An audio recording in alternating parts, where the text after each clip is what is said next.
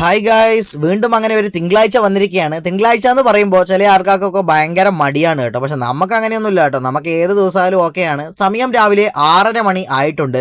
ഇന്നൊരു മൂടിക്കെട്ടിയ ഒരവസ്ഥയാണ് കേട്ടോ. എന്നാലും നമുക്ക് വിടാൻ പറ്റില്ലല്ലോ. രാവിലെ മോർണിംഗിൽ പുറത്ത് പോയി ചായ കുടിയെന്ന് പറഞ്ഞാൽ അതൊരു കിസ്മത്ത് തന്നെയാണ്.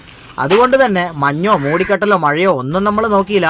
നമ്മുടെ വണ്ടി എടുത്തു, അതായത് നമ്മുടെ പടക്കുതിര എടുത്തു. നമ്മൾ നേരെ വിജനമായ റോഡിലൂടെ ഇങ്ങനെ വെച്ച് പിടിച്ചുകൊണ്ടിരിക്കുകയാണ് കേട്ടോ. ഈ ഒരു പരിസരത്തെത്തിയപ്പോൾ നമ്മുടെ നല്ല മനോഹരമായ റോഡ് നിങ്ങൾ കണ്ടല്ലോ, ഏതവസ്ഥയിലാണ് ഉള്ളതെന്ന്. അടിപൊളി റോഡല്ലേ. അപ്പോൾ ഈ റോഡിൻ്റെ പരിസരത്തൊന്നും ആരെയും തന്നെ രാവിലെ ആയതുകൊണ്ട് തന്നെ കാണാനില്ല കേട്ടോ. എല്ലാവരും നല്ല പുതച്ചുറങ്ങുകയായിരിക്കും. നല്ല തണുപ്പായിരുന്നു കേട്ടോ ഇന്ന് രാവിലെ എന്ന് പറഞ്ഞാൽ.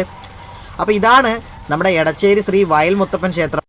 അങ്ങനെ നമ്മൾ പോയിക്കൊണ്ടിരിക്കുമ്പോഴാണ് നാട്ടിലൊരു ഏട്ടൻ വിളിച്ചിട്ട് പറഞ്ഞ്, നിൻ്റെ കൂടെ രാവിലെ തന്നെ ചായ കുടിക്കാൻ ഞാനും ഉണ്ട്, നീ രാവിലത്തെ ചായ കുടി ഭയങ്കര വൈബാന്നല്ലേ പറയുന്നത്. അങ്ങനെ ഇരിക്കുമ്പോഴാണ് ഒരു ഓട്ടോ ചേട്ടൻ 100-110 എന്ന് പറഞ്ഞ് രാവിലെ തന്നെ പോകുന്നുണ്ട് കേട്ടോ. എങ്ങടാന്നൊന്നും നമ്മൾ ചോദിച്ചില്ല. ഫൈനലി നമ്മളിങ്ങനെ വെയിറ്റ് ചെയ്തുകൊണ്ടിരിക്കുകയാണ്. അപ്പോൾ നമ്മുടെ പ്രശാന്ത് ഏട്ടൻ ഇങ്ങനെ വന്ന് വണ്ടിയിൽ കയറിയിട്ടുണ്ട്. ചായ കുടിക്കുന്ന സ്ഥലത്തെത്തിയപ്പോഴാണ് അവിടെ മുട്ടം വഴക്ക്.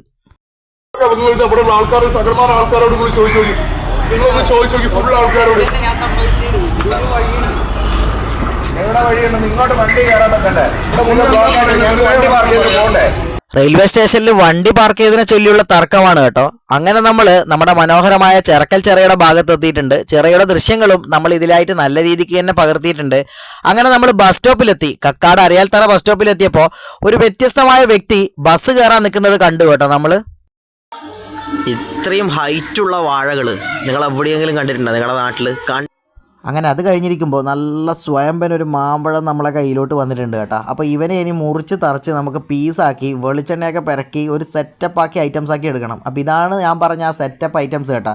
ഇത് കഴിക്കുമ്പോഴും നമ്മൾ സൂക്ഷിച്ച് കഴിക്കണം. അമിതമായാൽ അമൃതും വിഷമാണ് കേട്ടോ.